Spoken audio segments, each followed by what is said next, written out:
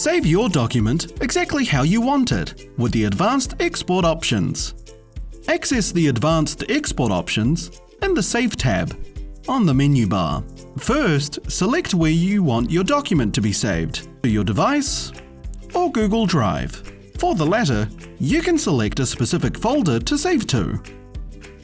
Then select what you want to include in your saved document. It may be just the document and its annotations, or just the annotations. When saving your document with annotations, select which pages you want to export. All of them, just the annotated pages, or specific pages.